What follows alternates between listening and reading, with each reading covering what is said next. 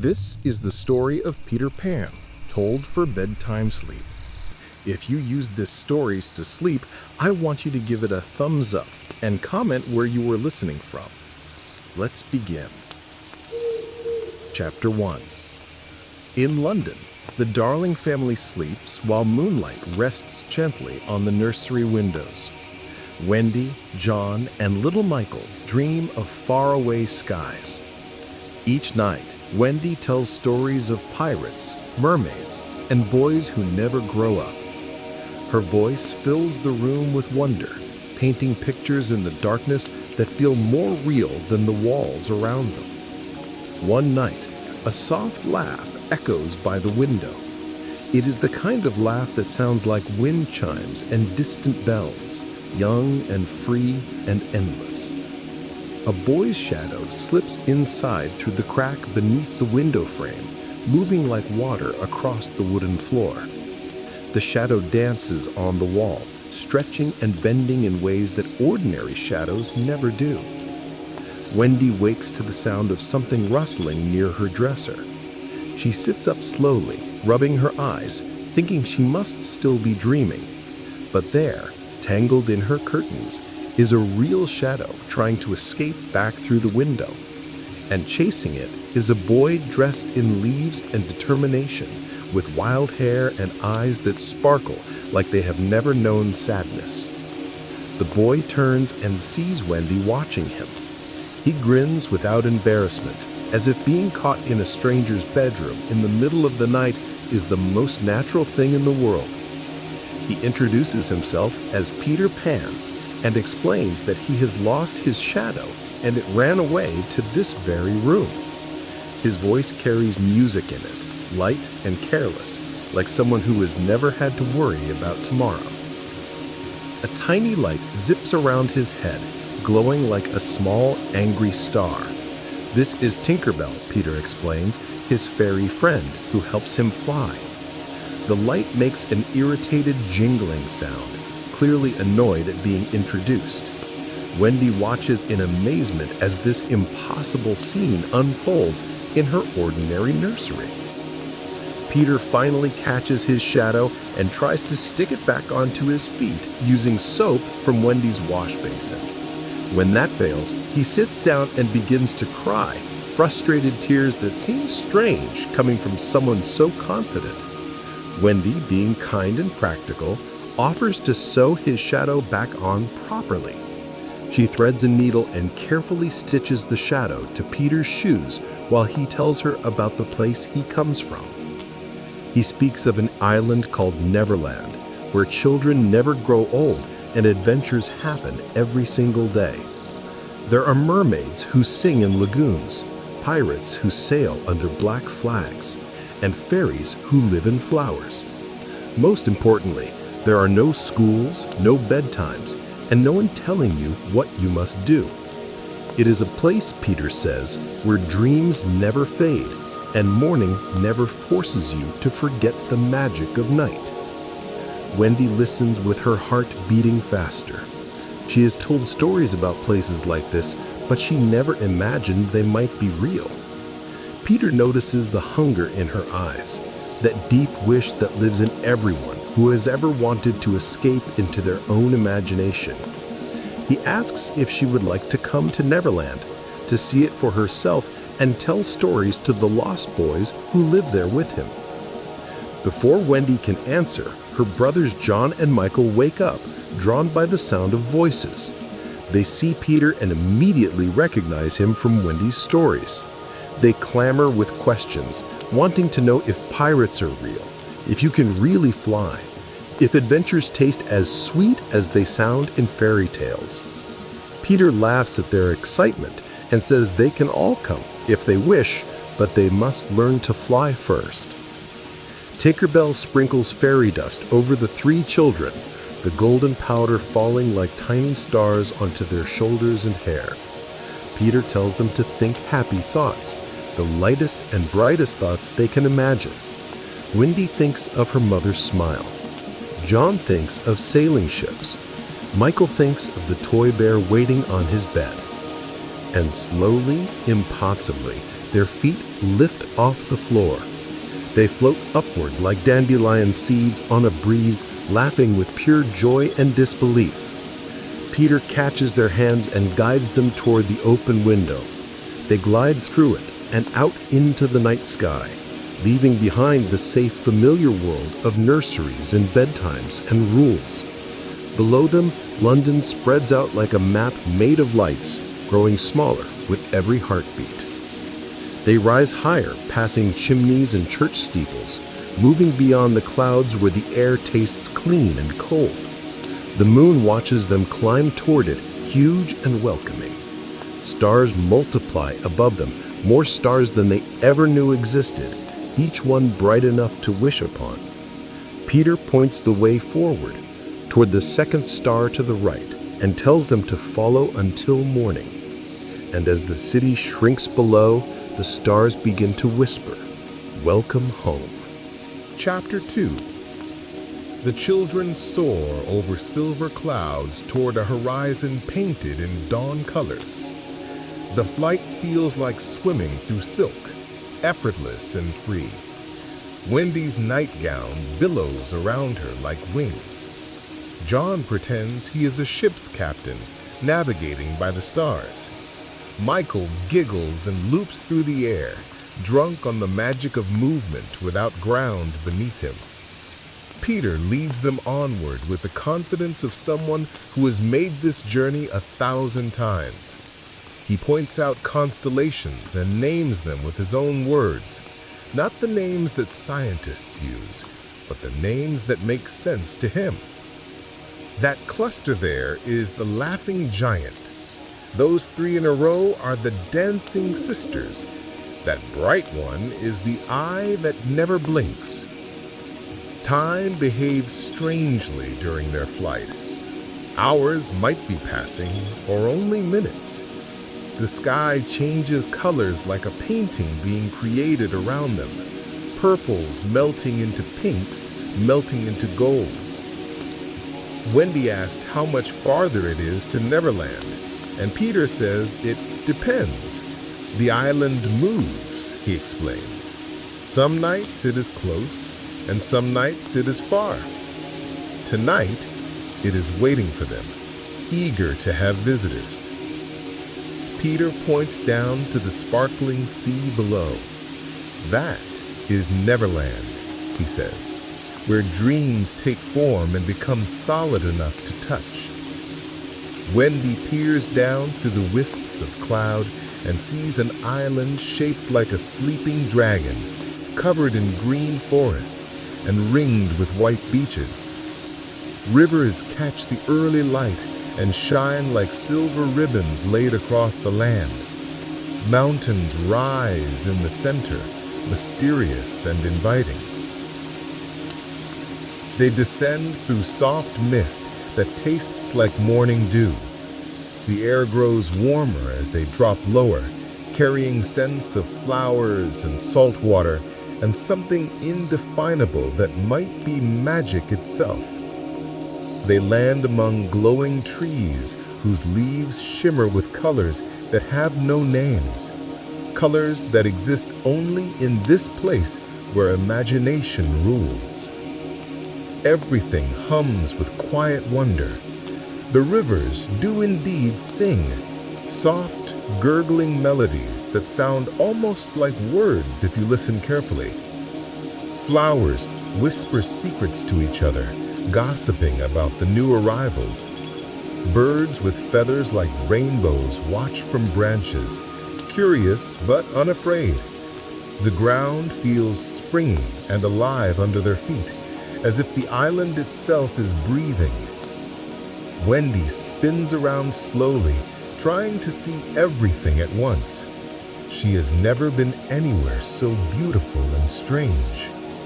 John immediately starts exploring, picking up unusual stones and examining odd plants. Michael chases after a butterfly that glitters like a jewel, laughing when it leads him in circles. Peter watches them all with satisfaction, pleased to share his home with people who appreciate its wonders. But somewhere far away, Across the singing rivers and whispering trees, a ship creaks in the bay. Its dark hull rocks gently on the tide, and its tattered sails snap in the breeze. On its deck, a man stands at the wheel, even though the ship is anchored. He is elegant and dangerous, dressed in fine clothes that have seen better days, with long dark hair and eyes that have forgotten how to truly smile. This is Captain Hook, and he stirs in his sleep even though his eyes are open. Something has changed in the air, some shift in the island's energy that tells him what he already suspected. Peter Pan has returned, and with Peter comes the possibility of the one thing Hook desires most, the thing he can never quite name but always hunts for. Perhaps it is revenge, perhaps it is peace, perhaps it is simply an ending to the endless game they play. Hook's hand, the one made of cold iron that replaced the hand Peter fed to the crocodile, tightens on the ship's wheel. His lips move in a whisper that sounds like a prayer or a curse. The crew sleeps below decks, unaware that their captain stands watch in the pre-dawn light, staring toward the shore where he knows Peter has landed. Far below the ship, in the deep green water, something ancient and patient swims in slow circles. The crocodile that ate Hook's hand has been following him ever since, drawn by the taste of that first meal.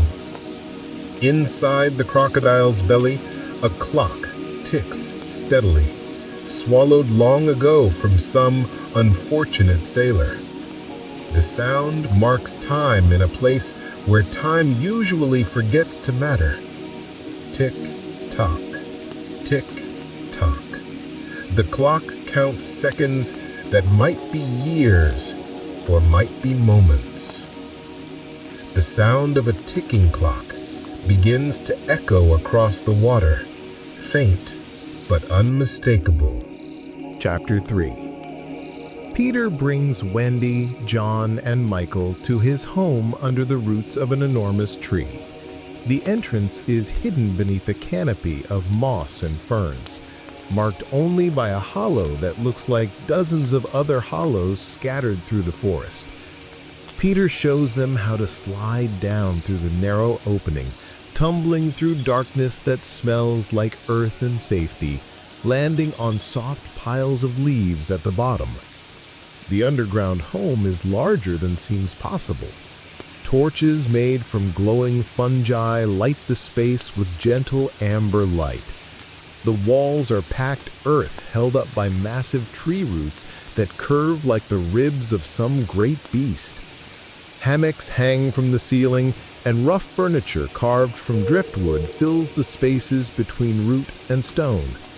It is cozy despite its strangeness, a place that feels lived in and loved. The Lost Boys welcome them with shouts of excitement. There are 6 of them, ranging in age from quite small to nearly as old as Wendy. They wear clothes made from animal skins and leaves, and their hair is wild and tangled. Their names are Slightly, Toodles, Nibs, Curly, and the Twins, though the twins insist they are completely different people, despite looking identical. They crowd around the new arrivals, asking 100 questions at once. Peter announces that Wendy has come to be their mother and tell them stories. The Lost Boys cheer at this news. They have heard of mothers from Peter's descriptions, though none of them can quite remember having their own. They know mothers are people who tuck you in and tell you everything will be fine and somehow make it true just by saying it. The idea of having a mother, even temporarily, fills them with a happiness they cannot fully explain. Wendy feels both honored and nervous about this role. She is only a child herself, not much older than some of the Lost Boys, but she sees the hope in their eyes, the hunger for someone to care about them the way families care for each other. She decides she will try her best to give them what they need, at least for a little while. That first evening, after John and Michael have been shown around and fed a dinner of roasted fish and strange fruits, the Lost Boys gather around Wendy. They sit in a circle, their faces turned up toward her like flowers following the sun. The underground home grows quiet, except for the crackling of the fire and the distant sound of night insects singing above ground. Wendy begins to tell them a story. Her gentle voice fills the cave with warmth, wrapping around each listener like a blanket. She tells them about a family who lived in a house by the sea, about children who found treasure wraps and sailed to distant islands, about a mother who waited at home with the light in the window burning through every dark night until her children returned safely. The Lost Boys listen as if they have never heard anything so wonderful. Some of them close their eyes, the better to see the pictures Wendy's words paint in their imaginations. Slightly sighs deeply when she describes the mother's love. Toodles wipes his eyes when she talks about coming home. Even Peter, who usually fidgets during anything that requires sitting still, remains motionless and attentive. When the story ends, Wendy tucks each boy into his hammock, smoothing imaginary blankets and brushing hair back from foreheads the way she has seen her own mother do. She tells them good night and sweet dreams, words that feel almost like spells in this magical place. The boys smile and close their eyes, drifting towards sleep with peaceful expressions they rarely wear during daylight. As Wendy watches them sleep, she wonders if dreams can live forever here in Neverland. Everything else seems eternal. The island never ages, Peter never grows up, the adventures apparently never end. But can feelings last forever too? Can the warmth of family and the safety of love exist without the passage of time to give them meaning? She is not sure of the answer, but in this moment, watching these strange wild boys sleep like ordinary children, it seems possible. But in the quiet after her last word, the forest above whispers a response that only she half hears. Not all who dream stay forever. The words drift down through the tree roots like autumn leaves falling. Wendy shivers slightly, though the underground home is warm. She tells herself it is only the wind making sounds that happen to resemble speech. But somewhere deep inside, she knows the island is trying to tell her something important. Chapter 4. The children explore Neverland in the days that follow, discovering new wonders everywhere they turn. They meet mermaids lounging on rocks in a crystal lagoon, their long hair draped over scales that shine like opals.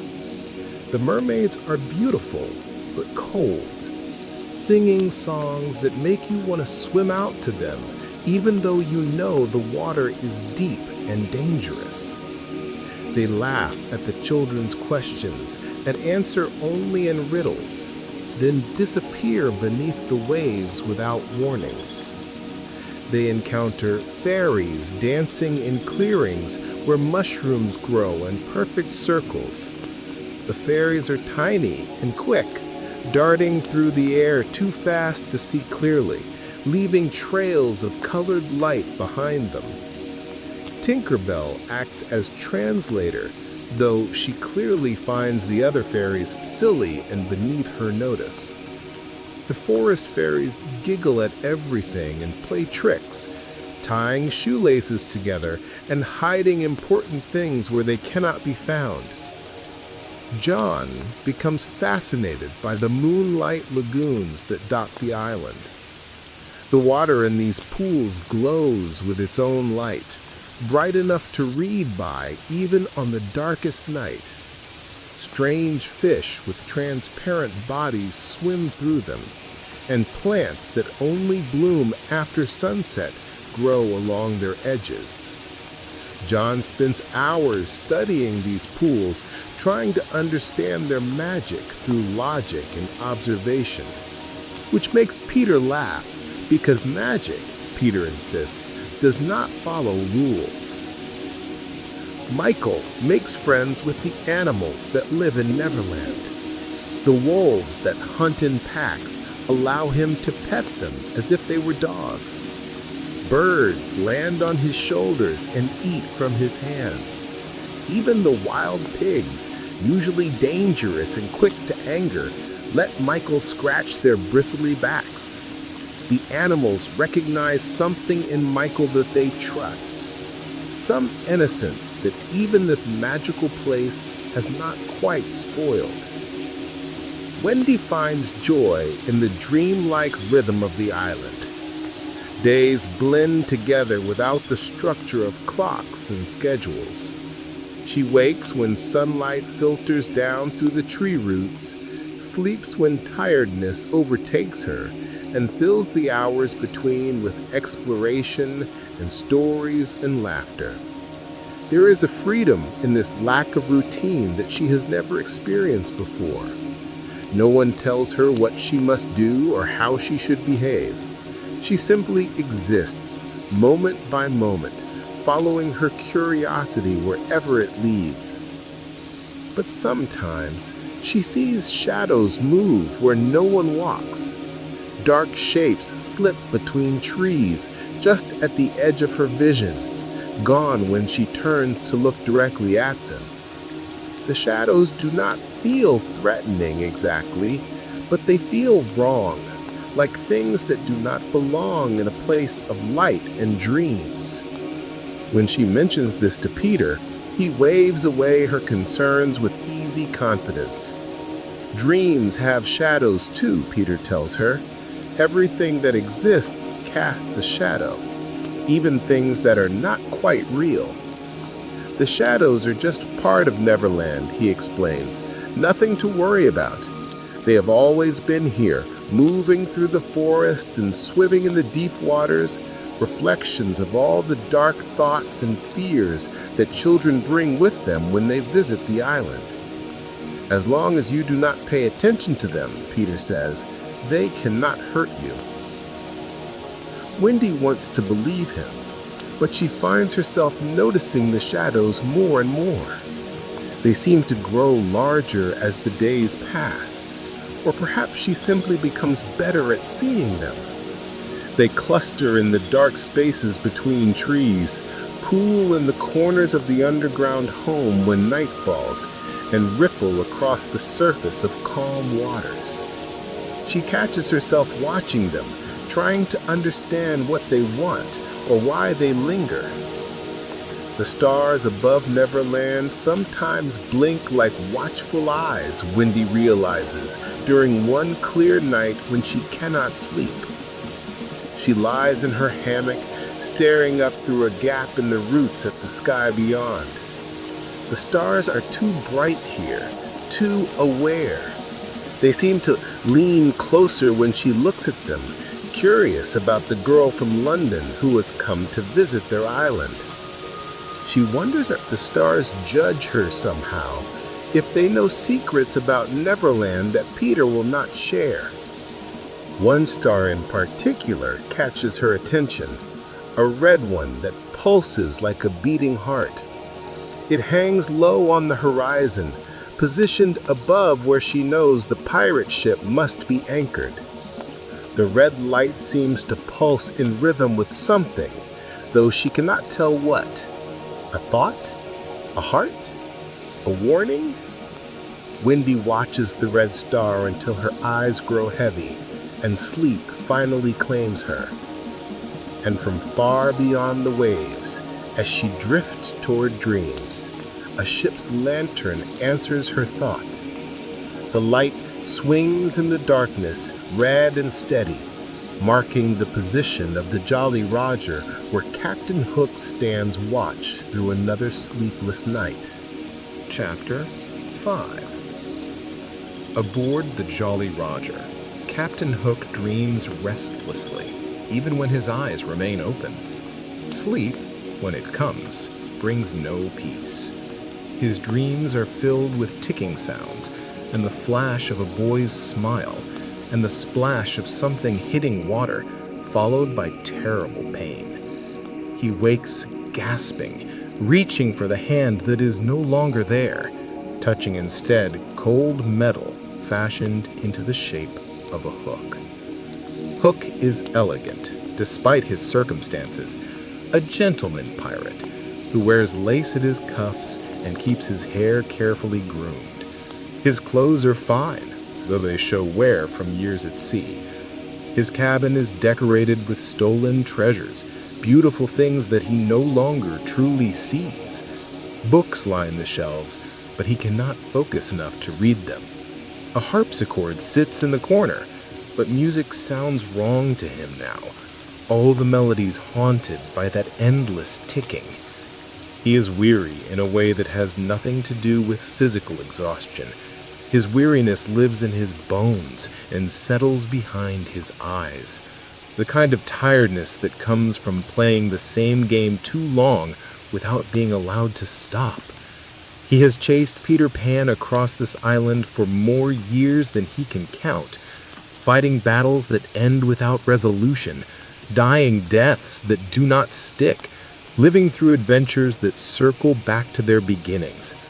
The crocodile haunts him, that ancient, patient beast that tasted his flesh and now hunts him ceaselessly. Hook hears its clock ticking even when it swims far away, the sound echoing in his mind like a heartbeat that is not his own. Tick-tock, tick-tock, counting down to an ending that never quite arrives. The crocodile has learned patience that Hook lacks. It knows that eventually, inevitably, Hook will slip or tire or simply give in, and then the beast will have the rest of him. His crew snores below decks, rough men who would be terrifying anywhere except here on Neverland, where more fearsome things lurk in the forests. Hook's pirates are loyal enough, but loyalty on a ship of villains means something different than it does in the civilized world. They follow him because he is more dangerous than they are, because he knows the island's secrets, and because mutiny on Neverland tends to end badly for mutineers. The island punishes those who break its unspoken rules. But Hook cannot sleep, even though exhaustion pulls at him.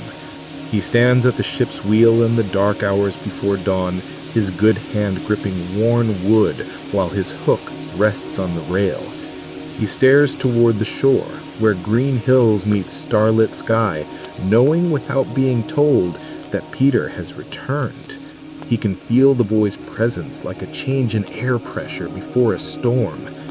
He remembers the day Peter took his hand, though the memory has become confused over time. Did he fall? Was he pushed? Did the crocodile simply appear at the perfect moment, jaws open, ready to receive the gift Peter offered it? The details blur together. What remains clear is the laughter. Peter had laughed, that bright, careless sound that Hook hears in his nightmares, finding joy in violence the way only someone who has never truly suffered can. Hook whispers to himself in the silence, his voice barely audible over the creaking of the ship and the gentle splash of waves. If the boy never grows old, he asks the darkness, why do I still remember? Peter remains unchanged, eternally young and thoughtless and free. But Hook remembers every battle, every defeat, every humiliation. The years accumulate inside him, even though they do not show on the outside. He carries time's weight while Peter floats above it, untouchable and light. Sometimes Hook wonders what would happen if he simply sailed away, left Neverland behind, returned to the real world where time moves forward honestly and endings exist. But he knows the truth that Peter does not. There is no leaving this place. Not really. The island holds them all in its web of story and magic. They are characters playing roles, and the play must continue. Villain and hero, darkness and light, age and youth, locked in eternal opposition. He gazes at his hook, the cruel curved metal that has replaced something warm and living. In certain lights, it looks almost beautiful, gleaming like silver moonlight. He has learned to use it as a weapon, slicing through rope and canvas, threatening his crew into obedience. But it is still a cold, dead thing attached to his body, a constant reminder of what he has lost and who took it from him. The sky begins to lighten, night fading toward dawn in shades of deep blue and purple. Hook remains at his post, watching and waiting. He knows Peter will come eventually. The boy cannot resist a good fight, cannot ignore a villain who needs defeating. It is the nature of their relationship, the gravity that pulls them together again and again. Hook wishes things could be different, but wishing changes nothing in Neverland. Here, stories follow their patterns, and characters fulfill their functions, and the wheel turns endlessly. And somewhere beneath the ship, deep in the dark water, the crocodile smiles, if crocodiles can smile. It surfaces briefly, its eyes reflecting starlight, then sinks down again to resume its patient vigil. Inside its belly, the clock continues its steady rhythm. Tick-tock, tick-tock. Time marches on for some creatures, even in a place where time supposedly stands still. Chapter 6. Wendy and the boys wander too far into the forest one evening, chasing fireflies that hum like lullabies. The tiny lights dance ahead of them, just out of reach, pulsing in patterns that seem almost like signals or messages. The children laugh and run, pushing through ferns and ducking under low branches, not paying attention to direction or distance. The game fills their minds completely, leaving no room for caution or common sense. But gradually, they begin to notice changes in their surroundings. The woods shift in subtle ways that are hard to define. Paths that were straight develop curves. Trees that stood to the left appear on the right. The air grows thicker, heavier, like moving through a dream half forgotten. The familiar landmarks vanish, replaced by twisted roots and mossy stones that look the same in every direction. The trees themselves seem to sigh, their leaves rustling with sounds that could be words if you listened carefully enough. The children slow down, then stop, suddenly aware that they are lost. Even John, who prided himself on remembering the way back to Peter's underground home, cannot find anything he recognizes. Michael starts to look worried, his earlier excitement draining away. Wendy takes both boys' hands, trying to project confidence she does not quite feel. They hear distant music drifting through the trees, the sound of rough voices singing in the creak of wood and rope. It is a sailor's song, the kind that speaks of rum and treasure and the freedom of the open sea. The sound carries clearly through the strange stillness of the forest. Hook's men must be celebrating something, Wendy realizes, which means the pirate ship cannot be far away. But which direction is the sound coming from? It seems to shift, now ahead, now behind, now echoing from multiple directions at once. Peter appears suddenly, dropping from a tree branch with the silence of a cat. His face is serious, lacking its usual playful grin. He tells them urgently to come back, to follow him away from this part of the forest.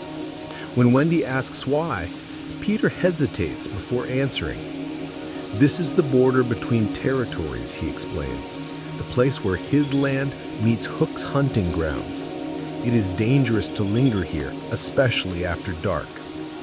His voice, usually so bright and careless, carries a strange edge. There is something sharp beneath his words, something that makes Wendy think of knives hidden under silk. For the first time, she sees Peter not as an eternal child, but as something else, something that wears childhood like a costume, but might be ancient and unknowable underneath. It is as if the dream itself had teeth. Peter leads them quickly through the forest, taking a winding route that doubles back on itself several times. He moves with absolute certainty despite the darkness and the confusing terrain. The singing grows louder, then softer, then fades completely. Other sounds emerge to replace it, the call of night birds, the rustle of small animals in the undergrowth, the whisper of wind through leaves that sounds almost like breathing. They emerge into a clearing where moonlight pools like water. Peter tells them to rest here for a moment while he scouts ahead to make sure the path is clear. He vanishes into the trees before anyone can object, moving so quickly and quietly that it seems almost like magic. The children huddle together in the center of the clearing, feeling exposed and vulnerable under the watching moon. John tries to make a joke about getting lost, but it falls flat. Michael asks when they can go home to the underground tree, his voice small and tired. Wendy hugs him close and promises it will be soon. She looks around the clearing, studying the shadows that pool beneath the trees. Something feels wrong about this place, though she cannot identify what exactly troubles her. Then she notices the fireflies have followed them. They hover at the edge of the clearing, their lights pulsing in unison now, rather than the random patterns from before. One by one, they begin to move closer, forming a circle around the children. Their glow seems less cheerful than it did earlier, more like the cold light of deep-sea creatures or the foxfire that grows on rotting wood. When the children turn around, preparing to run, they realize that one of the fireflies is not light at all. It is an eye, unblinking and aware, watching them from the darkness between the trees. The eye blinks slowly, deliberately, and then is joined by another eye, and another, until a dozen pairs of eyes surround the clearing. They glow with their own internal light, reflecting nothing, absorbing everything. Chapter 7. Time begins to behave oddly after that night in the forest, though perhaps it had always been strange in Neverland, and the children are only now noticing. Days stretch and compress like taffy being pulled. Morning lasts for what feels like hours, or passes in minutes depending on nothing the children can understand. Afternoon spirals into evening without sunset, or sunset lingers for ages without quite committing to night. Wendy tries to count the days since they arrived, but the numbers refuse to stay straight in her head. Has it been a week? 2 weeks? A month? When she asks John and Michael, they give completely different answers. And when she asks Peter, he laughs and says time does not work that way here. Time is flexible in Neverland, bending around adventures and straightening during boring moments. You have as much time as you need, Peter explains, until suddenly you do not. But the ticking sound follows them everywhere now. At first, Wendy thinks she imagines it, a faint rhythm at the edge of hearing, so quiet it might just be her own heartbeat, or the pulse of blood in her ears. But the sound persists and grows gradually louder. Tick-tock, tick-tock, steady and relentless as a metronome counting out measures of something precious being spent. The lost boys hear it too. They grow nervous and fidgety, glancing over their shoulders at nothing. Slightly starts counting his steps aloud as he walks, trying to match the rhythm of the ticking, or perhaps trying to drown it out. Toodles covers his ears sometimes, but admits it does not help because the sound comes from inside as much as outside. Even Peter, who claims nothing in Neverland frightens him, seems more alert and tense. It is not just the crocodile, Wendy realizes as she lies awake one night listening to the omnipresent ticking. The crocodile's clock is part of it, yes, but the sound comes from everywhere and nowhere, from the earth itself and the sky above and the air between. It is time itself trying to find them, trying to catch up with people who've been dodging it for too long. Neverland might be a place where children do not grow old, but time still exists here. It simply moves in spirals rather than straight lines. Wendy wanders to the edge of the underground home and climbs up to ground level, needing to see the sky. The stars wheel overhead in their familiar patterns, but they seem to move faster than stars should, completing their nightly journey in hours rather than the slow, majestic rotation she remembers from London. Or perhaps they move slower, so slowly that watching them makes her dizzy. She cannot tell which perception is true or if both are true simultaneously. She begins to understand something that frightens her. Neverland is not endless. It is not an escape from time, but a trap inside it.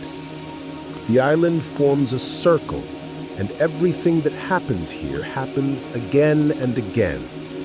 Peter fights Hook, Hook loses, Hook returns. Children arrive, play, and eventually leave or stay, and new children arrive to replace them. The adventures repeat with minor variations. Nothing truly changes because change requires time to flow forward, and time here moves in spirals rather than straight lines. Wendy wanders to the edge of the underground home and climbs up to ground level, needing to see the sky.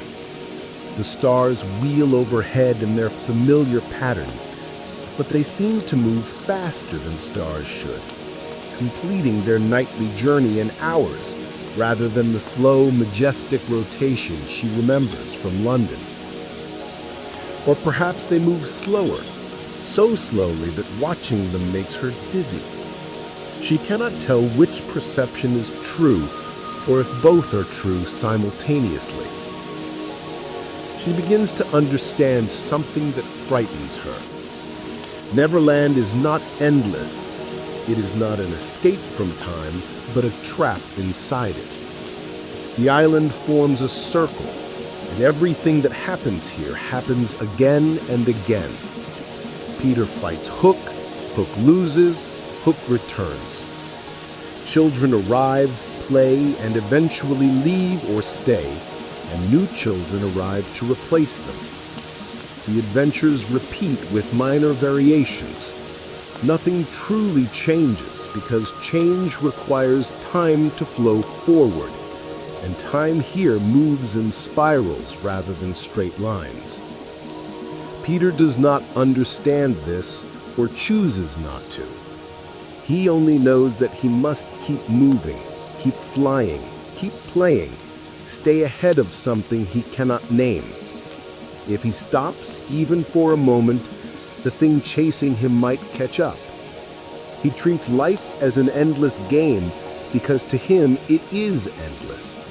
He cannot imagine an ending, cannot conceive of a finale where the curtain falls and the players take their bows and go home. But Wendy can imagine endings. She is starting to see them everywhere. The way flowers bloom and wilt in accelerated cycles. The way trees lose leaves that immediately grow back. The way the moon passes through all its phases in a single night before resetting to full. Every ending contains its own beginning here, and every beginning carries the seeds of its ending. The snake eats its own tail eternally. She sits beneath a tree and closes her eyes, listening to the ticking that permeates everything. In her mind, she sees clocks scattered across Neverland like seeds buried in the ground and growing like strange flowers. Each clock marks time differently, racing or crawling or stopping entirely. Together, they create a rhythm that underlies the island's magic, the heartbeat of a place that pretends time does not exist while being completely defined by its resistance to temporal flow. And in that hush before dawn, as Wendy sits thinking about time and endings and circles that cannot be broken, the sound returns louder than before.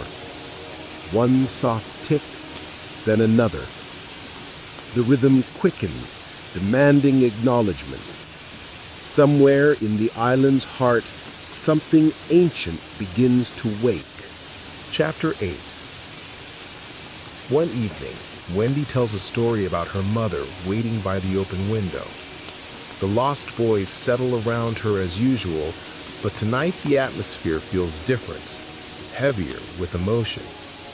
Wendy's voice carries longing she cannot hide as she describes her home in London, the nursery with its familiar shadows, the warmth of her mother's embrace.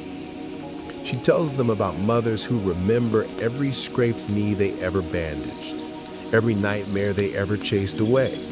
She describes how mothers count their children at night to make sure everyone is safe, how they worry when children are late coming home, how they keep lights burning in windows so children can always find their way back.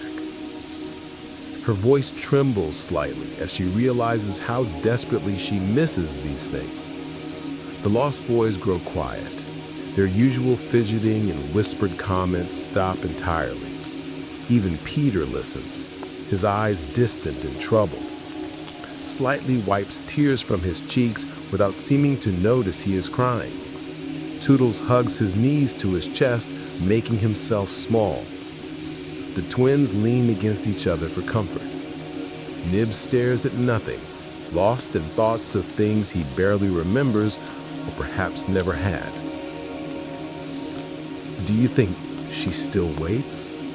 Peter asks softly, his voice lacking its usual confidence. The question hangs in the air like mist.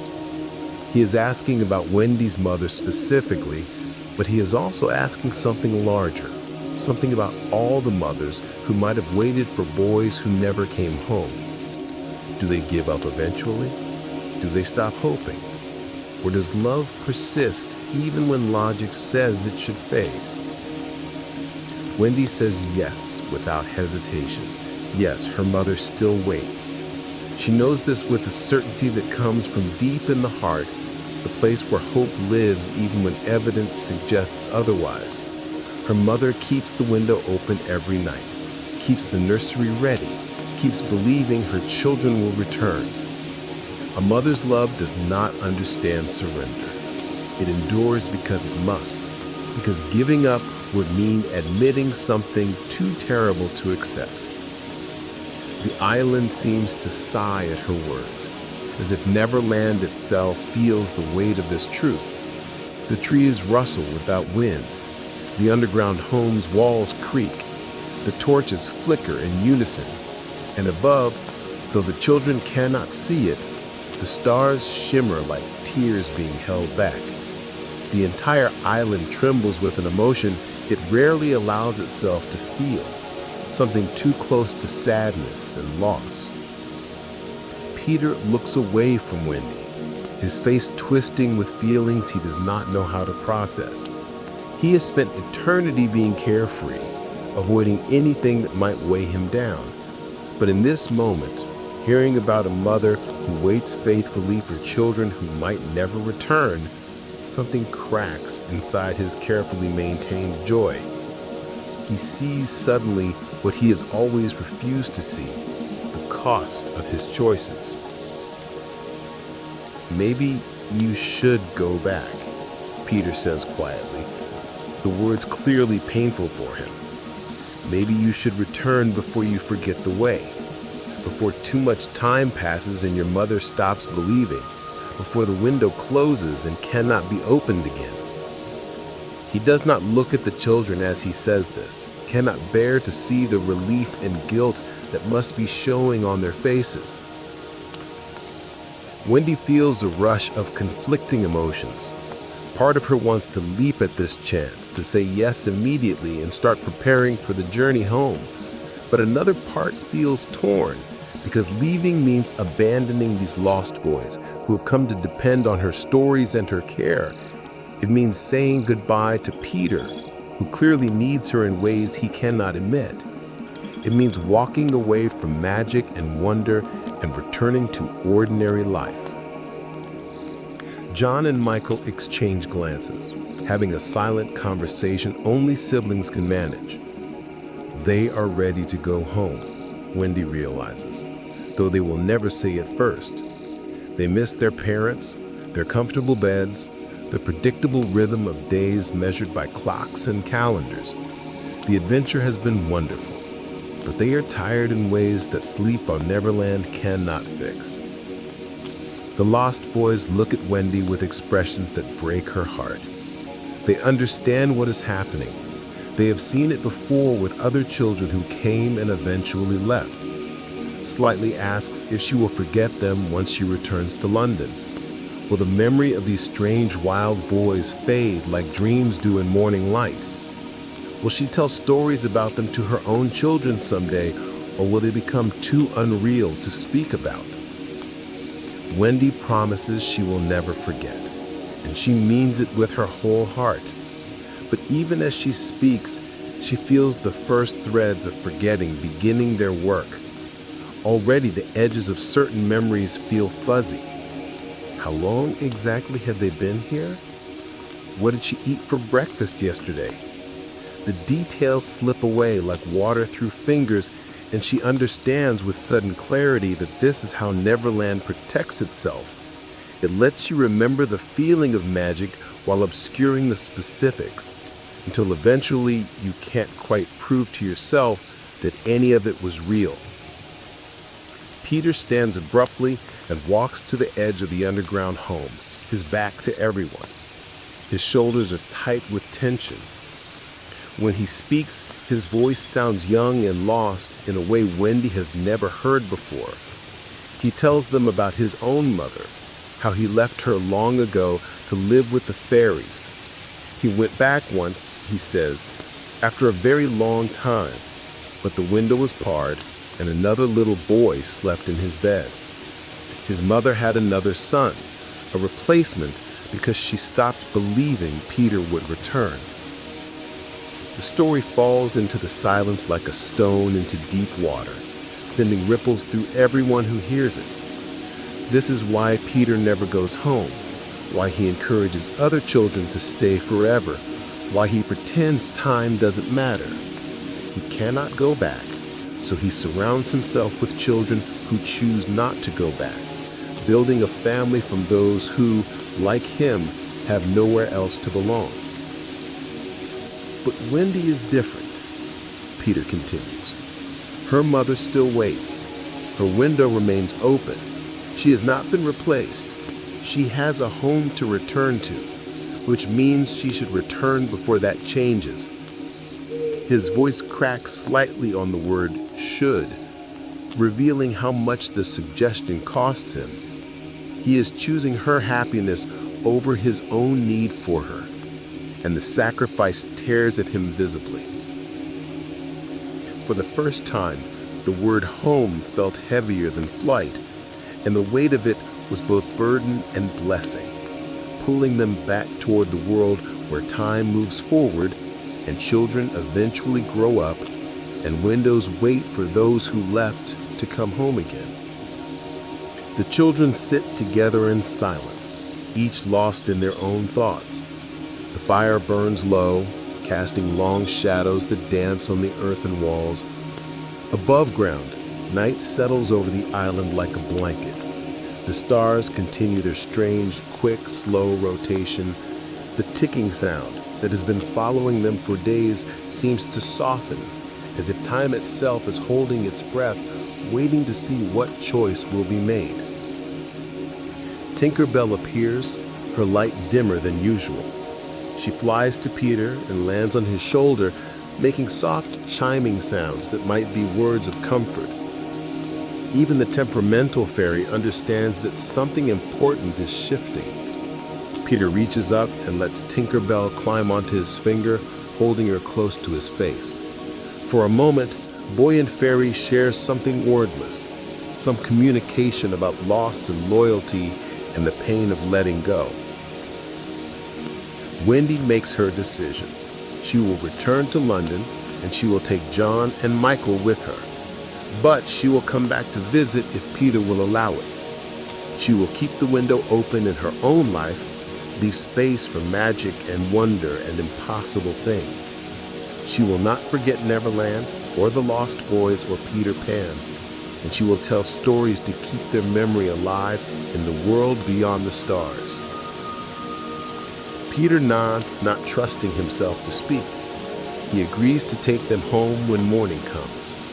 One last flight across the night sky, retracing the path they took when everything was new and exciting. He will make sure they reach their window safely, will watch them climb inside, and then he will return to his island alone, as he has done countless times before with other children who eventually chose home over forever. The Lost Boys crowd around Wendy for a final story, knowing these may be their last moments with her.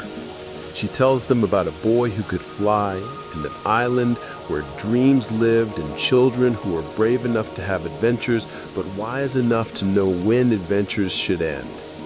She tells them that growing up doesn't mean forgetting magic, only learning to carry it differently. And she promises, though promises are dangerous things in Neverland, that she will hold them in her heart always. As her words fade into the darkness, the underground home feels both fuller and emptier than it ever has. Every ending is also a beginning, but that does not make endings hurt any less. The children drift toward sleep, holding tight to these final moments, trying to press them into memory like flowers preserved between pages.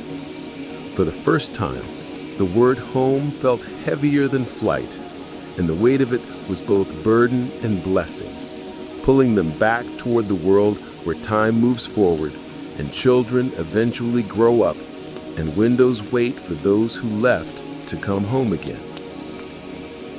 Chapter 9. Morning comes too quickly and too slowly, the way important days always do. Wendy wakes to find Peter already awake, sitting by the entrance to the underground home, staring up at the circle of sky visible through the tree roots. He looks smaller somehow, more like an actual boy and less like the eternal spirit of youth he usually appears to be. The Lost Boys are subdued as they prepare breakfast. No one speaks much. The usual morning chaos of wrestling and laughing and competing for attention is absent. They move quietly around the underground home, each boy processing the coming loss in his own way. Toodles keeps touching Wendy's hand as if to make sure she is still solid. Slightly tries to memorize her face. The twins stay close together, drawing comfort from their twinship. After breakfast, which no one eats very much of, Peter announces it is time to leave. The Lost Boys follow them up to the surface, emerging into a Neverland morning that looks achingly beautiful. Sunlight filters through the trees in golden shafts. Birds sing their complex melodies. Flowers bloom in impossible colors. The island is showing off, displaying all its wonders one last time, as if trying to convince the children to stay. But Wendy has made her choice, and she holds firm to it, even as doubt whispers in the back of her mind. John and Michael stand close to her, ready to leave, but also sad about it. They have grown to love this place, despite its dangers and strangeness. Saying goodbye to magic is harder than any of them anticipated. The lost boys line up solemnly. Each one approaches Wendy for a final embrace. Slightly gives her a small carved figure he made, a rough wooden bird that fits in her palm. Toodles presents her with a perfect seashell, pink and white and smooth. Nibs offers a necklace strung with unusual seeds that glow faintly in the shadows. Curly simply hugs her tightly and whispers, "Thank you." The twins give her a handkerchief they embroidered together, their stitches uneven but sincere. Wendy accepts each gift with tears streaming down her face. She tells them how brave they are, how special, how she will carry them in her heart forever. She makes them promise to take care of each other, to keep telling stories, even without her there to start them. The boys promise, though their voices shake, and several of them are crying openly now. Peter stands apart from this farewell, his face carefully blank. He has learned over his long existence not to show too much emotion when children leave. It hurts less that way, or at least he has convinced himself it does. But Wendy sees through his mask. She walks over to him and takes his hand, a small hand that has never grown and never will. "Thank you," she tells him simply. "Thank you for showing me Neverland, for letting me fly, for trusting me with your lost boys. Thank you for letting me go home, even though you want me to stay." That last gift, the gift of her freedom, is the greatest thing he could give her, and she wants him to know she understands its value. Peter looks at her with eyes that are ancient and young simultaneously. He tries to speak but cannot find words. Instead, he just squeezes her hand once, hard, then releases it and steps back. Tinkerbell appears and sprinkles fairy dust over Wendy, John, and Michael, the golden powder settling on their shoulders like tiny stars. The children rise slowly into the air, their feet lifting from Neverland soil for the last time. They fly up through the canopy of trees, the lost boys watching from below with hands raised in farewell.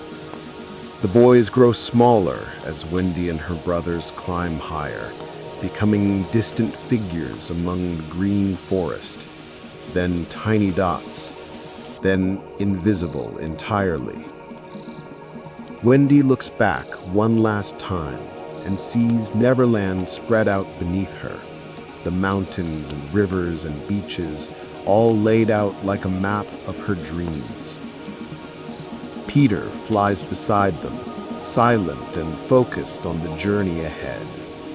They travel back the way they came, soaring over the sparkling sea and through clouds that taste like morning mist. The flight feels different now, tinged with sadness and finality. When they flew to Neverland, everything was possibility and excitement. Flying home feels like closing a book, ending a story, stepping out of a dream into waking life. The stars guide them onward, the same stars that whispered welcome when they first arrived. Now the stars seem to be saying goodbye, farewell, go safely. The second star to the right shines especially bright, marking their path across the impossible distance between worlds. Time behaves strangely during the journey. stretching and compressing. Hours pass, or perhaps only minutes. The sky shifts through colors that have no names. Finally, London appears on the horizon. The city spreads out below them, gray and smoky and familiar. Church spires point upward. The Thames winds through the streets like a silver ribbon. Thousands of houses clustered together, each one containing ordinary people living ordinary lives. After Neverland's magic, London looks dull and colorless, but it also looks safe and real and wonderfully, beautifully home.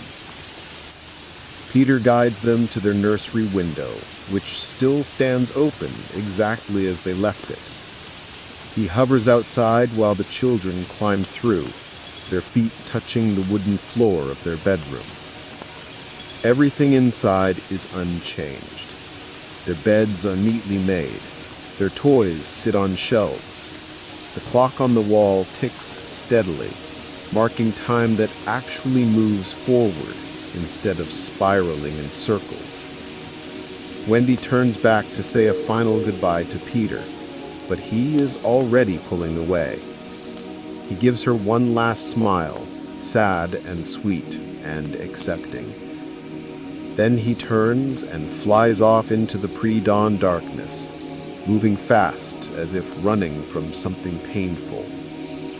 Tinkerbell follows, her light growing dimmer with distance until it vanishes completely. The sky lightens toward dawn, and Peter Pan is gone. The children stand at the window for a long moment, looking out at the ordinary London morning. A milk cart rattles down the street. A cat meows from a nearby garden. Life continues exactly as it did before, unaware that 3 children just returned from an impossible place. John closes the window gently, and the soft click of the latch sounds final, like the last word of a story being spoken aloud. They climb into their beds, suddenly exhausted. Sleep reaches for them with soft hands. As Wendy's eyes close, she wonders if tomorrow she will remember this all as a dream. Will the details fade? Will she doubt it ever happened? She clutches Slightly's carved bird in one hand and the twins' handkerchief in the other, holding tight to proof that Neverland was real. Her last thought before sleep claims her completely is a simple one. She thinks the words, "Goodbye, Peter," sending them out into the universe like a prayer or a promise. Somewhere far away, perhaps he hears them. Perhaps he thinks of her too, the girl who came and stayed and left, who chose home, but will always carry a piece of Neverland inside her heart. For the first time, the word home felt heavier than flight, but the weight was welcome, pulling her down into rest and peace and the sweet certainty of being exactly where she belonged. Chapter 10. Wendy wakes to sunlight streaming through the nursery window, warm and golden and perfectly ordinary. For a moment, she lies still, caught between sleep and waking, unsure which world she belongs to. Then her mother's voice drifts up from downstairs, calling them to breakfast, and reality settles around her like a familiar blanket. She sits up slowly and looks around the nursery. John and Michael are still sleeping in their beds, their faces peaceful and young.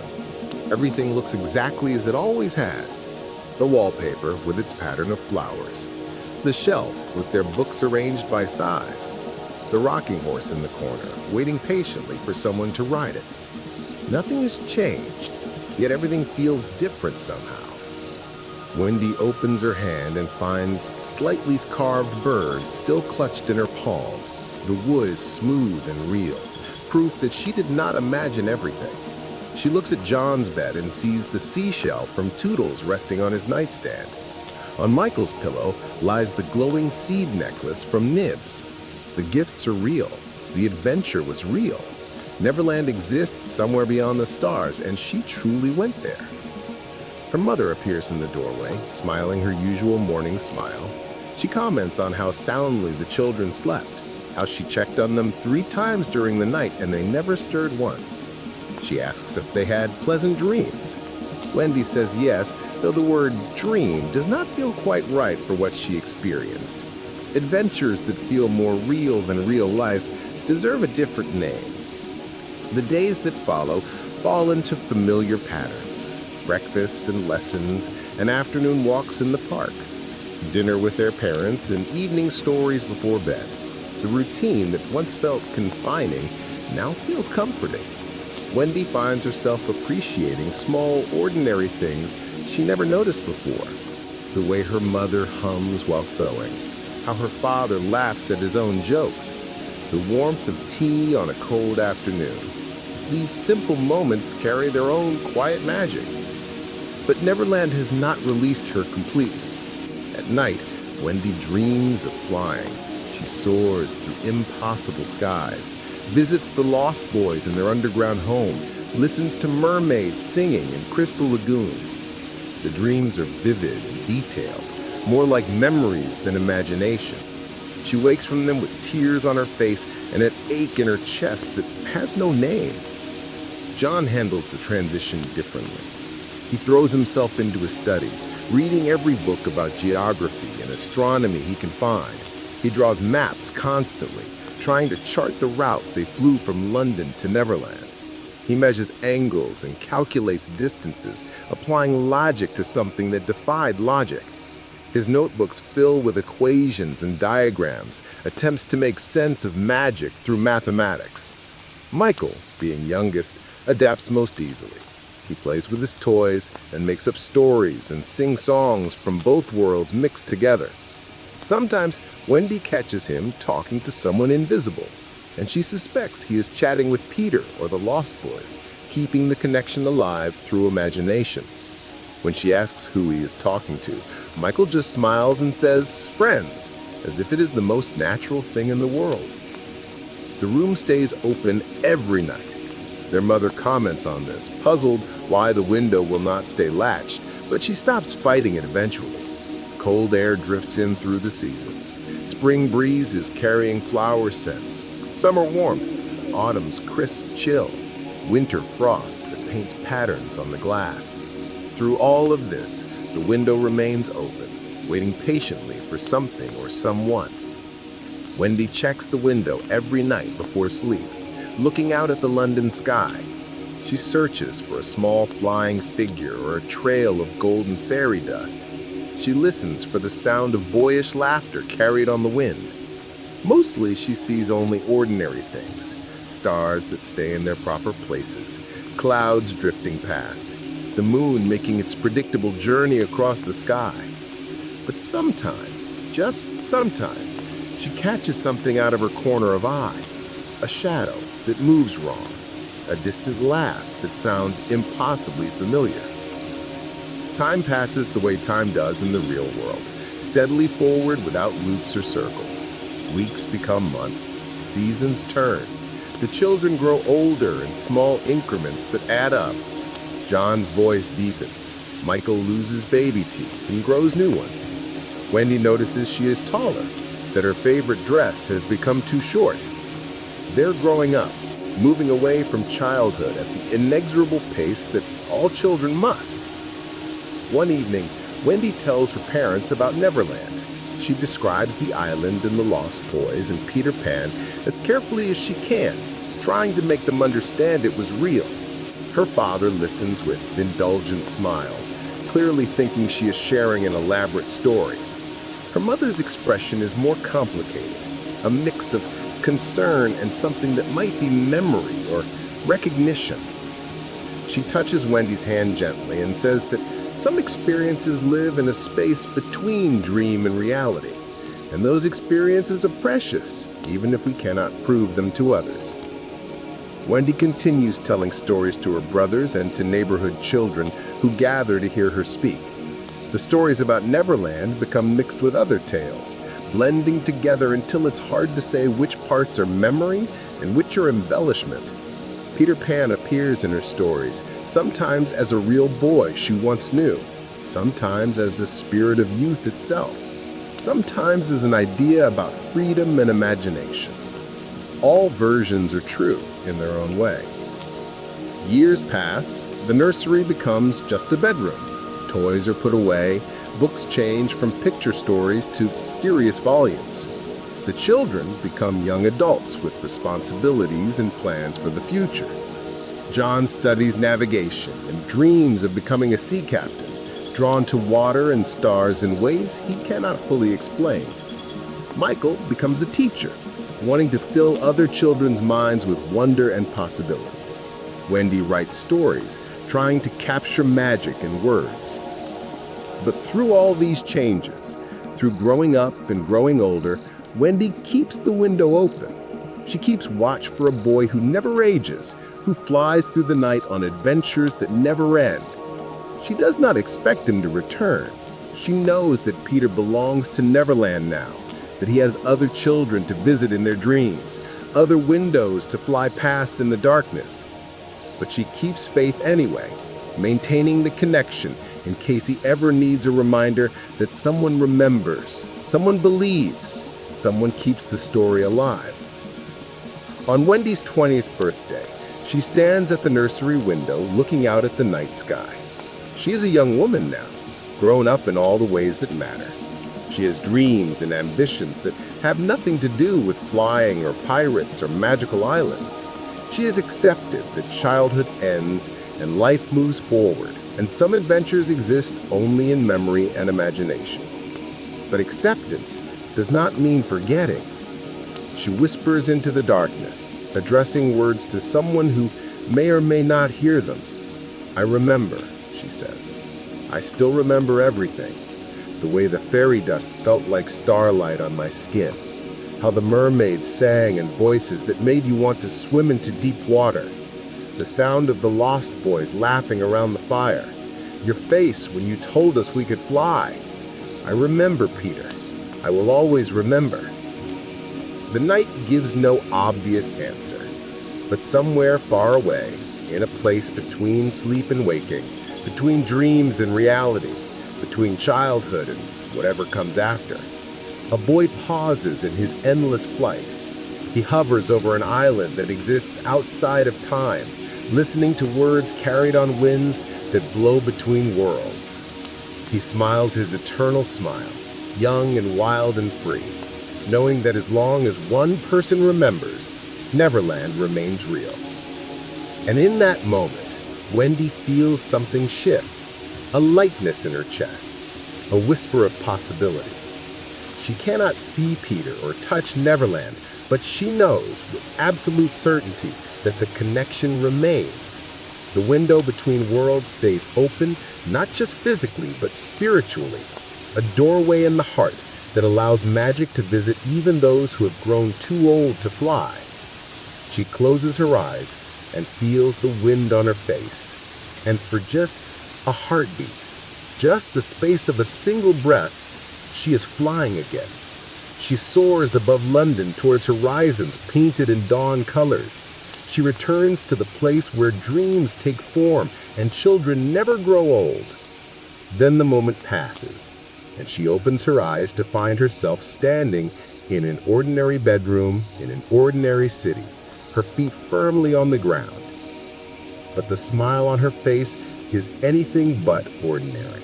It is the smile of someone who has touched magic and carries it forward, who has lived impossible adventures and remembers them truly, who knows that growing up does not mean giving up, that imagination survives beyond childhood, that some windows remain forever open to those brave enough to believe.